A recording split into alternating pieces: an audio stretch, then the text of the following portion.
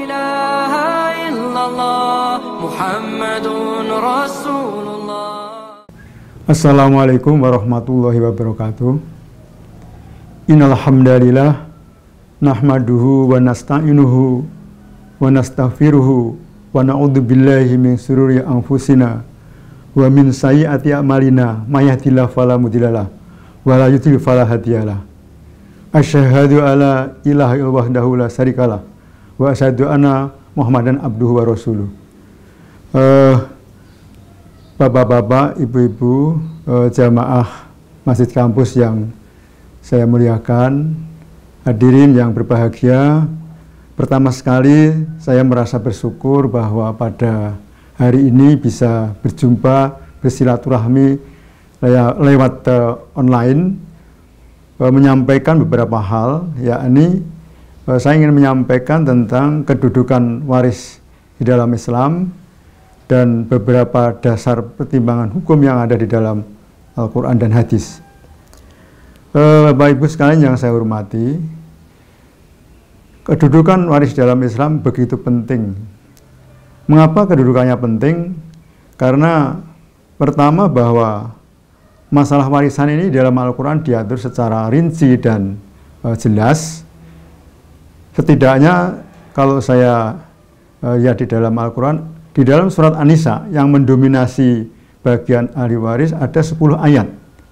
Belum ayat-ayat yang lain, misalkan ayat Al-Anfal dan yang lain. Beberapa hadis juga begitu. Rasulullah menyampaikan sabdanya dengan beberapa hadis yang menguatkan mengenai arti penting daripada hukum waris atau faraid di dalam fikih. Saudara sekalian, hukum waris Islam atau faraid ini berasal dari jamak faridah, yang artinya bagian-bagian tertentu yang sudah ditetapkan di dalam Al-Quran. Kemudian masalah waris mengapa penting? Karena menyangkut mengenai harta. Yang harta itu kalau tidak ada ketentuan yang pasti akan mudah menimbulkan sengketa, terutama untuk ahli waris. Selanjutnya arti penting mengenai faraid adalah bahwa setiap orang pasti akan menghadapi masalah faraid atau masalah kewarisan. Bapak Ibu saudara sekalian, begitu kita mengetahui seseorang meninggal, maka yang muncul pertanyaan adalah bagaimana harta peninggalan itu harus diperlakukan. Kedua, kepada siapa saja harta itu harus ditransfer atau dialihkan. Dan yang ketiga, bagaimana cara untuk membagi warisan itu kepada ahli waris. Bapak Ibu hadirin sekalian, demikian pentingnya mengenai hukum waris di dalam Islam ini, ulama-ulama kemudian menempatkan waris ini sebagai satu disiplin ilmu tersendiri. Mengapa begitu? Karena hukum waris ini adalah bagian daripada hukum keluarga. Hukum keluarga itu terdiri dari ketentuan mengenai perkawinan, ketentuan mengenai kewarisan, hibah, wasiat, wakaf, sedekah. Di dalam hadis yang akan saya sampaikan nanti, bahwa hukum kewarisan Islam itu merupakan separuh daripada hukum keluarga. Artinya begitu pentingnya separuh dari hukum keluarga yang tadi dari beberapa bidang hukum. Oleh karena itu, saudara sekalian, para ulama kemudian menjadikan hukum waris penting dan kemudian menjadi kajian dan merupakan satu disiplin ilmu tersendiri, yakni hukum faraid atau hukum kewarisan. Saudara sekalian, di dalam satu hadis yang diriwayatkan oleh Ibnu Majah dan Ad-Daraqutni mengajarkan bahwa pelajarilah faraid dan ajarkanlah kepada orang banyak. Karena faraid adalah setengah daripada ilmu dan yang mudah dilupakan oleh orang. Dan ilmu yang pertama akan hilang dari umatku. Hadis yang kedua yang juga menguatkan mengenai arti penting hukum kewarisan Islam atau faraid adalah hadis riwayat dari Ahmad bin Hambal yang mengatakan Rasulullah bersabda, pelajarilah Al-Quran dan ajarkanlah kepada orang banyak. Pelajari faraid dan ajarkan kepada orang banyak, karena aku adalah manusia yang satu saat pasti mati dan ilmu akan hilang. Hampir-hampir ada 2 orang bersengketa tentang kewarisan dan masalahnya, tidak menjumpai seseorang yang akan memberikan penyelesaian terhadap masalahnya. Saudara sekalian, itu yang memberikan arti penting buat kita untuk saya menyampaikan mengenai faraid, karena ada kewajiban. Karena kewajiban berarti hukumnya hukum wajib, dan kalau saya menyampaikan, harapan saya adalah ilmu ini akan bermanfaat, karena yang mempelajari Al-Quran, mempelajari faraid, kemudian menjalankan ketentuan faraid itu sebagai kewajiban, dan itu bagian dari ta'abudi. Kalau kewajiban dijalankan tentu akan hukumnya berdosa. Bapak Ibu hadirin, selanjutnya saya ingin menyampaikan mengenai yang saya sebutkan tadi. Di dalam Al-Quran banyak sekali ketentuan-ketentuan mengenai faraid itu. Nah, ini saya akan membukakan beberapa ayatnya yang kami anggap penting, misalkan di dalam surat An-Nisa ayat 7 ya. Jadi kami disebutkan di An-Nisa ayat 1, ayat 7, 9, 10 ya. Ayat 11, 12, 33, 76. Ini semuanya banyak sekali, tapi akan saya sampaikan dalam kesempatan ini 3 ayat saja yang kami anggap penting untuk kita ketahui. Di dalam ayat itu disebutkan, A'udzubillahi minasyaitonirrajim, Bismillahirrahmanirrahim, lirrijali nasibum mimma tarakal walidani wal aqrabun walinisa'i nasibum mimma tarakal walidani wal aqrabun mimma qala minhu au kasur nasibam mafrudun. Yang artinya kurang lebih, bagi laki-laki ada hak bagian harta peninggalan ibu bapak dan kerabatnya. Bagi wanita atau perempuan ada hak bagian harta peninggalan dari bapak dan ibunya dan kerabatnya, sedikit atau banyak sesuai dengan apa yang telah ditentukan. Bapak Ibu semuanya, ketentuan ini menunjukkan bahwa sebenarnya kehadiran Islam dengan wahyu Al-Quran di dalam An-Nisa ayat 7 ini menegaskan bahwa anak laki-laki maupun perempuan itu punya hak untuk mendapatkan bagian warisan. Nah, sebelumnya kalau kita melihat sejarah perkembangan daripada kewarisan di dunia ini, termasuk di daerah tempat kelahiran, tempat di mana wahyu Al-Quran diturunkan di Saudi Arabia, merupakan pembongkaran daripada budaya atau peradaban kewarisan yang di sana tradisi atau adatnya bahwa seorang perempuan, anak-anak, ya, orang tua itu tidak berhak mendapat warisan. Tapi dengan turunnya ayat ini ditegaskan bahwa Al-Quran memberikan kedudukan yang sama terhadap anak laki-laki dan anak perempuan. Dua-duanya punya hak bagian dari harta peninggalan orang tua dan kerabatnya. Saya lanjutkan ayat yang lain yang penting juga untuk diketahui, supaya kita ketika bergembira dengan mendapatkan warisan, kemudian memberkahi kepada semua keluarga, dan mendapatkan hikmah daripada keberadaan tentang ketentuan faraid bagi kita semuanya. Yang ini dalam surat An-Nisa ayat 8. Kami bacakan, A'udzubillahi minasyaitonirrajim, Bismillahirrahmanirrahim, wa idza akhadara kismatu ulul qurba wal yatama wal masakin farzuku minhu wa qulu qaulan ma'rufan.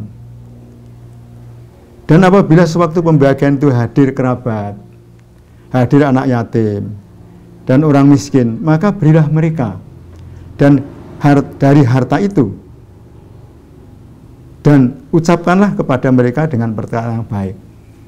Bapak Ibu hadirin yang berbahagia, An-Nisa ayat 8 ini mengingatkan kepada kita yang menurut saya, pengamatan saya dalam praktek tidak banyak.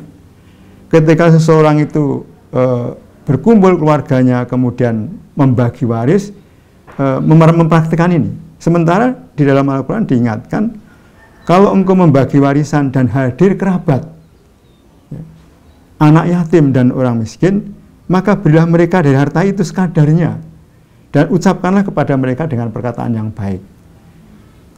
Menjadi catatan buat saya pribadi juga, sebagai seorang yang senantiasa berusaha untuk ta'aruf kepada Allah, kita tentu berusaha untuk meningkatkan kualitas ketakwaan kita, lebih-lebih Bapak Ibu semuanya di bulan Ramadan, di mana kita sedang berusaha untuk meningkatkan iman dan takwa kita dengan berpuasa di bulan Ramadan ini. Ketika ingat akan ayat ini, di antara kita mungkin bisa jadi pada waktu mendapatkan warisan belum mengeluarkan sebagian untuk anak-anak yatim, fakir, dan kerabat.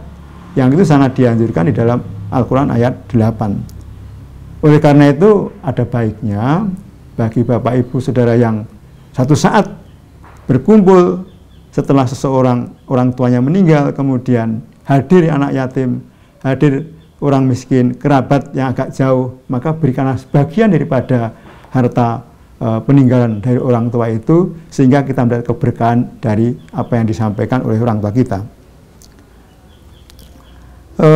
Saudara sekalian, kemudian ada ayat lain yang akan saya sampaikan di dalam An-Nisa ayat 9. Di dalam An-Nisa ayat 9 itu menyatakan wal yakhshal ladzina law taraku min khalfihim dzurriyyatan di'afan khaufu alaihim falyaqullah wa yaqulu qawlan sadida.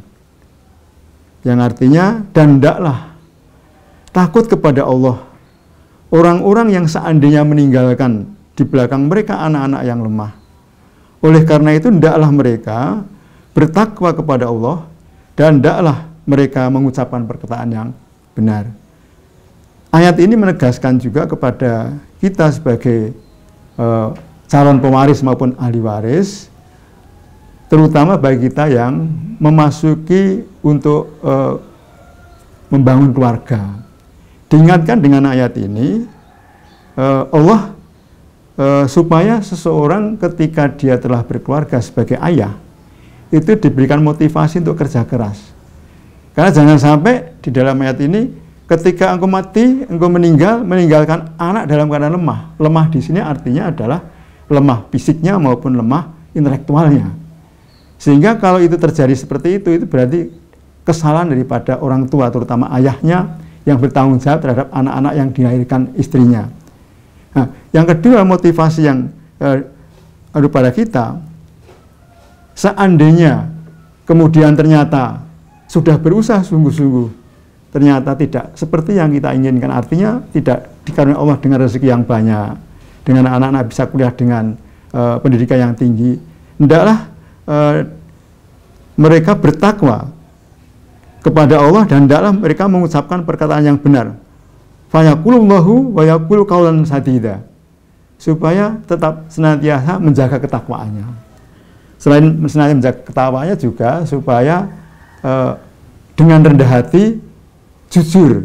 Jadi bisa jadi dalam praktek misalkan ternyata kita sudah usaha sungguh-sungguh dan pada akhirnya tidak bisa memberikan warisan cukup untuk anak-anak kita, tidak bisa memberikan pendidikan yang cukup, maka bisa menyampaikan kepada ahli waris termasuk istri bahwa dengan minta maaf, kemudian senantiasa mendoakan kepada anak-anak dan istrinya supaya berkecukupan kelak, kemudian tidak seperti orang tuanya. Kerendahan hati seperti itu akan menempatkan seorang lebih mulia ketimbang kemudian dia tidak mengatakan sejujurnya walaupun sudah kerja keras tetapi ternyata tidak berhasil. Saudara sekalian, kalau toh seperti itu sebenarnya di dalam An-Nisa ayat 9 ini juga memberikan kegembiraan bagi mereka yang ternyata dalam kehidupannya tidak berhasil menjadi seorang yang cukup dengan meninggalkan warisan cukup, mendidik anak-anaknya dengan pendidikan yang tinggi, karena seorang yang istiqomah dengan kekurangannya, kemiskinannya, ini lebih dulu diantarkan ke surga 5 tahun dibandingkan orang-orang yang kaya. Di samping itu juga mempercepat proses ketika pemeriksaan di Yaumul Qiyamah. Saudara sekalian yang saya hormati, ayat terakhir yang ingin saya sampaikan tersebut di dalam An-Nisa ayat 11 ya.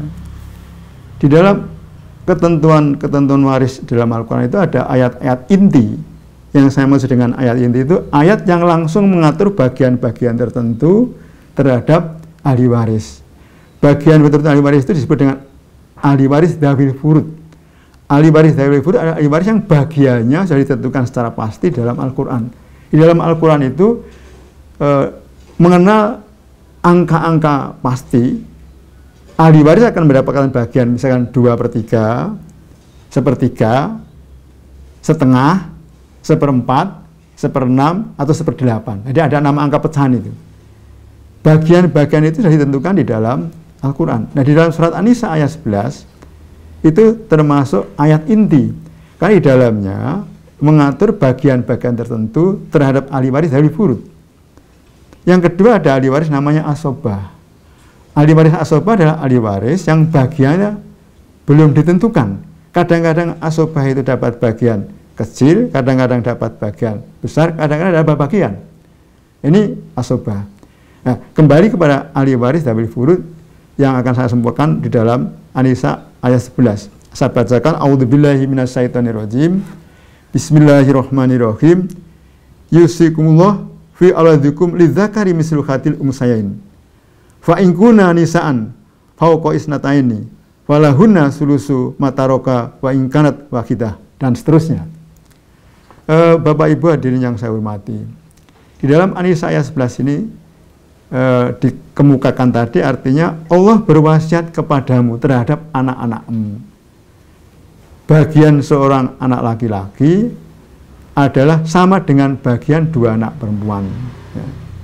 Bagian 2 anak perempuan atau lebih 2/3. Bagian seorang anak perempuan setengah. Bagian daripada ayah dan ibu ketika pewaris tidak meninggalkan anak, bagian ibu 1/6, bagian ayah 1/6. Tetapi ketika yang meninggal itu punya anak, maka yang meninggal tidak punya anak, ya, maka bagian ibu sebagian ibu 1/3, sisanya adalah ayahnya atau suaminya. Bapak Ibu dan sekalian, di dalam An-Nisa 11 ini di samping juga membagi ahli waris yang mesti dapat bagian.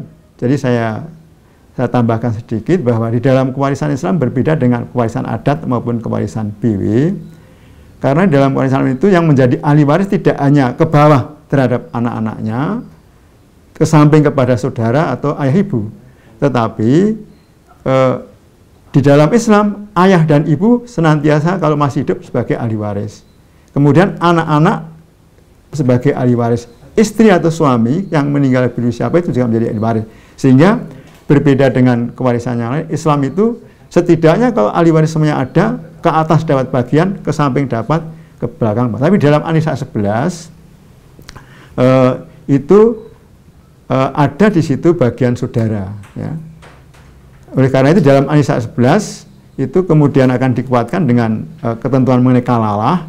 Kalau seorang keluarga tidak meninggalkan anak dan dengan demikian seperti itu, maka saudara-saudara kelompok baru dapat mendapatkan bagian warisan.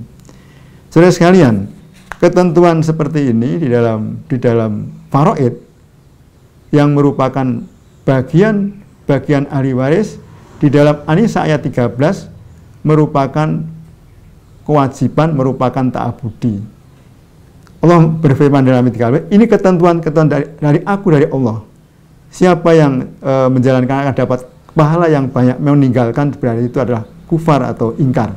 Oleh karena itu, saudara sekalian, saya sangat berharap untuk bisa kita semuanya sebagai muslim tentu berniat dan berusaha untuk memperbaiki, meningkatkan ketakwaan kita dengan menjalankan syariat yang ada di dalam Al-Quran. Salah satunya adalah bagaimana kita ketika berhasil memiliki harta, kemudian kita dipanggil Allah untuk menghadapnya meninggal, kita rela, karena automatically seorang yang meninggal, harta peninggalan akan diwaris oleh ahli warisnya. Dengan cara seperti itu, insya Allah kita mudah-mudahan dimasukkan golongannya berkah di dalam hidup kita untuk bisa menjalankan kehidupan ini lebih baik sesuai dengan tuntunan di dalam kitab suci kita Al-Quran menjadi orang yang mutakin, orang yang takwa. Allah berfirman, "Iddata lil mutakin." Sungguh orang yang bertakwa itu akan dimasukkan dalam Jannatun Naim. Mudah-mudahan kita semuanya bisa dimasukkan golongan ini. Justru di dalam bulan Ramadan ini, apa yang kita usahakan meningkatkan ketakwaan kita dengan kondisi seperti sekarang supaya lebih banyak di rumah. Di rumah kita ngaji, kajian kita adalah kajian di dalam Al-Quran, antara lain kita mengaji mengenai faraid atau mengenai hukum kewarisan Islam. Demikian mudah-mudahan apa yang saya sampaikan pada kesempatan ini bermanfaat buat kita semuanya. Billahi taufiq wal hidayah. Assalamualaikum warahmatullahi wabarakatuh. La ilaha illallah Muhammadun Rasul